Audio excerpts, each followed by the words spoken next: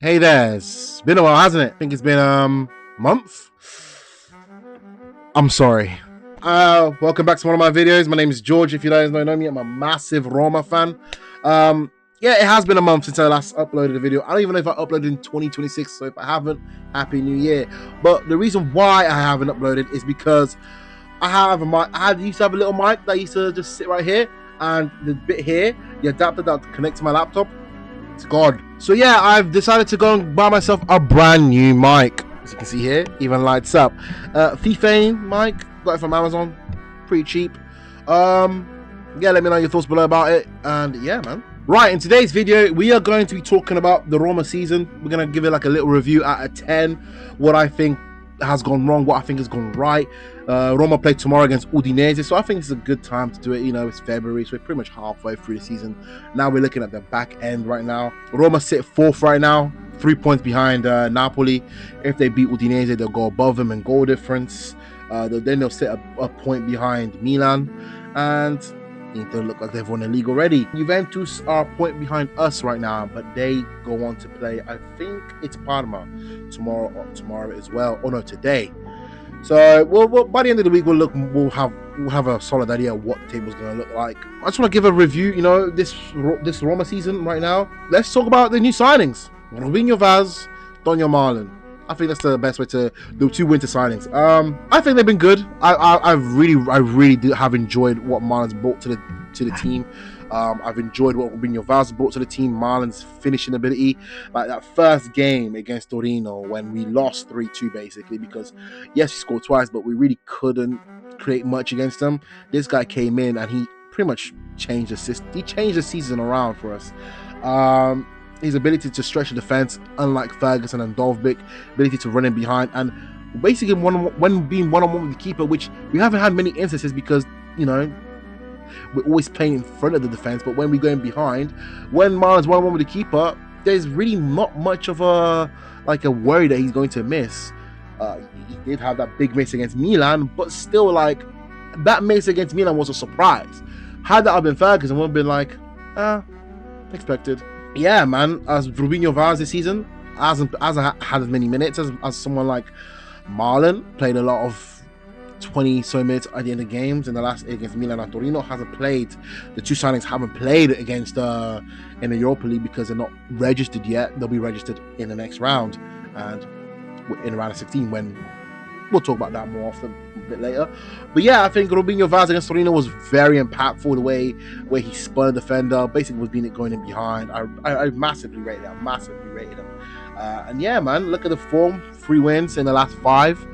Last loss was, I think that was against Juventus. No, it was Atalanta 1-0. Everyone saw my reaction to that. And then we draw to Milan. I want to talk about that game specifically. That game we should have won. Look at the momentum we had against these boys. It was so one-sided.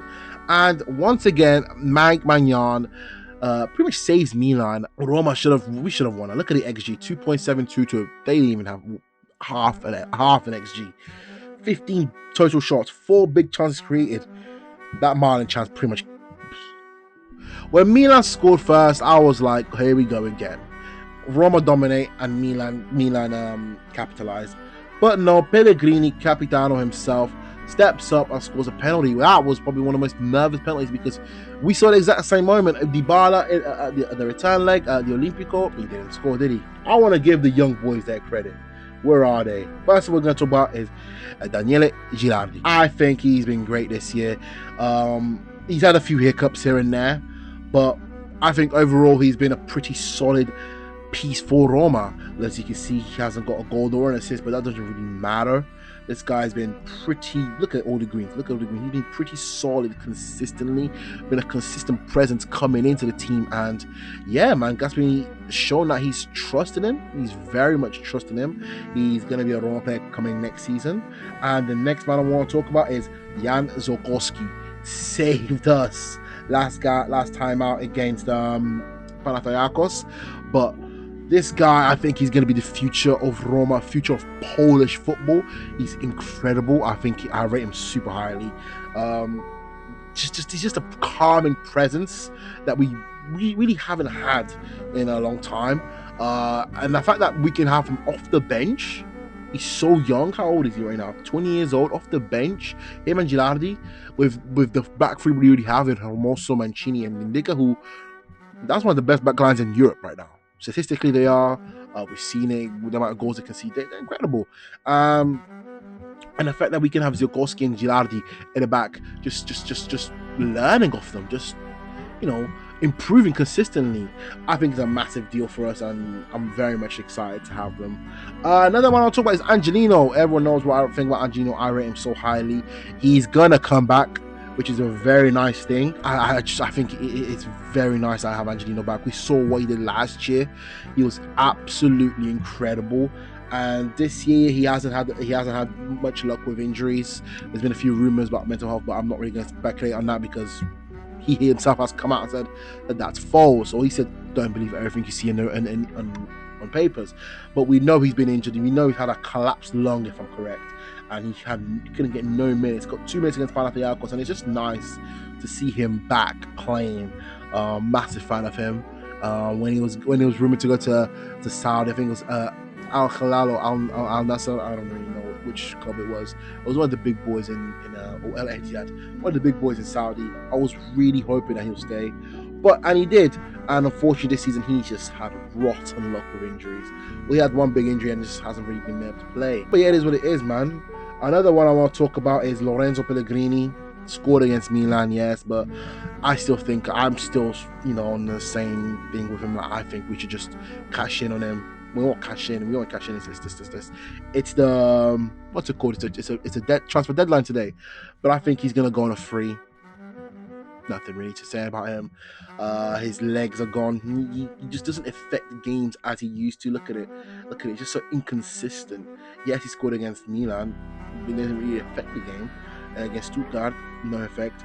Torino, no effect. Juventus, decent. I give him that. But Como, Cagliari, Napoli, no effect. So what's the point of him being here right now? Gasperini. Let's talk about Gasperini. Gasperini this season, I think, has been a positive. Of course he has. Look at that. 19 wins, 10 losses, 2 draws. I don't think the team suits him. The team right now doesn't suit Gasperini. He's now it's slowly getting into a Gasperini system, but still 61% of his games have been wins. That's incredible for him. For a team that doesn't suit him, that's incredible. What we expected from Gasperini this season was free-flowing attacks. We haven't had that. It's coming around. We're seeing the attack improve, especially against Milan. We saw it. However, we expect a bit more on the attack, but what we have got is incredible defending. Yes, that's been a product of the Mourinho era. Mourinho's come in and showed this Roma back line up, and it's carried on from coach to coach to coach. And when things get tough, we can rely on the defense. But right now, he's got Malen, Dybala, Sule, Robinio Vaz, and now he's looking to bring in Brian Zaragoza. For my Spanish people, man, I'm trying to say that for you guys, Zaragoza. But so he's bringing on attackers for him, and yeah, man, I think it's gonna be I'm very excited for the future of this Roma team on what Gasperini is going to do. I hope Gasperini can continue this success. If not, let's not think about that. Yeah, man, what do you guys think of this season for Roma? For me, if I had to give it a rating out of 10, give it a nice 7. We still yet to beat Inter, Milan, Juve, Napoli, Atalanta. We still yet to beat them. Like that's a bad thing. That's a 100% bad thing. I think if we even got half the points, we would comfortably be top 4. But we're not. But we've won a lot of games. 19 out of 31, 61% of wins. I'll give him that. If not, just let me know your thoughts. What do you think? What do you rate out in this Gasperini season, this Roma season? And do I think that this team can win Europa League? Yes. Will they win Europa League? Hopefully. And can this team get Champions League football via top 4? Yes. Will they do it? Again, hopefully. We have to see. It's a game-to-game basis, this Roma team. But yeah, just wanted to keep this short. I don't know how long the series is going to be, so I'm just going to end it here. Yeah.